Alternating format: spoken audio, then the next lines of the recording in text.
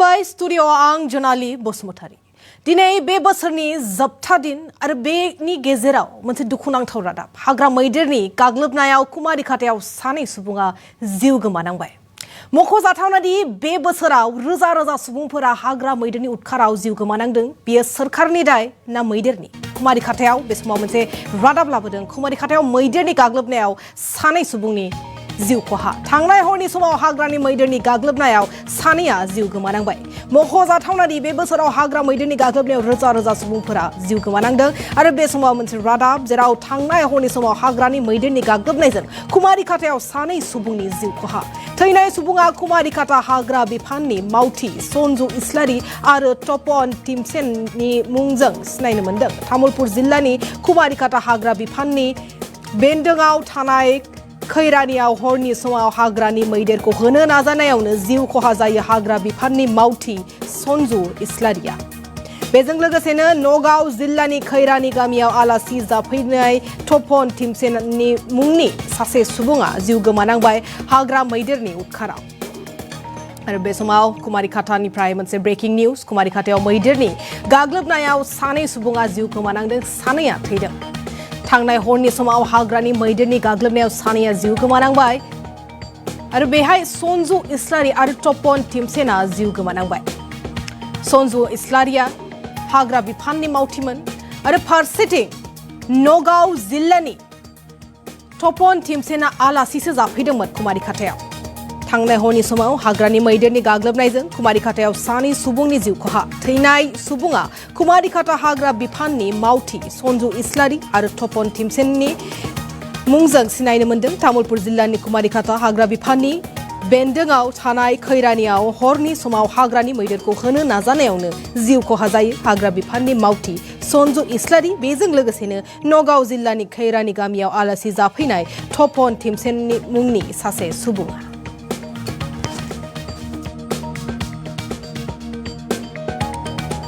ঘটনাটো আমিতো ৰাতিপুৱাৰ পৰা ড্ৰাইভ কৰিলোঁ ড্ৰাইভ কৰি উঠি আমি নেক্সট এটা টিম আহিছিলে সেই টিমত তেখেতো আছিলে যিজন আমি বনকৰ্মী এক্টিভ আছিলে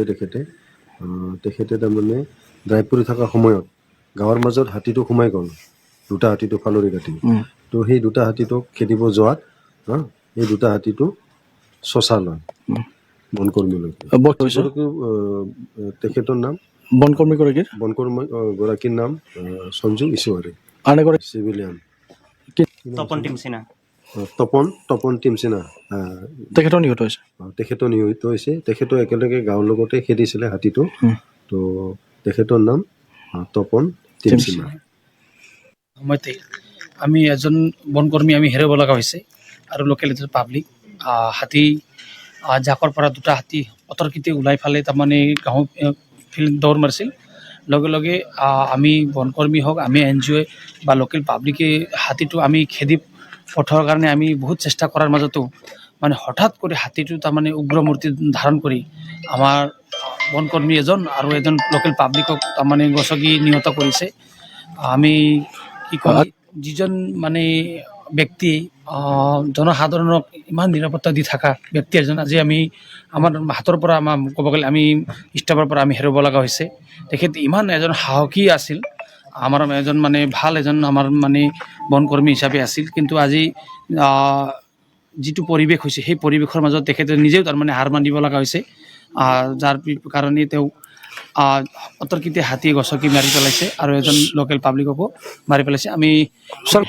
চৰকাৰ প্ৰশাসনক এইটো কৈছোঁ চৰকাৰক আমি যাতে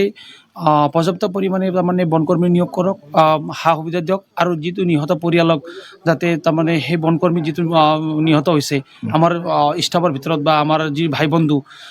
তাৰ ঘৰত এজন চৰকাৰী চাকৰিয়ালৰ এটা সুবিধা প্ৰদান কৰক চৰকাৰক মই এইটো অনুৰোধ কৰিছোঁ কাৰণ কিয়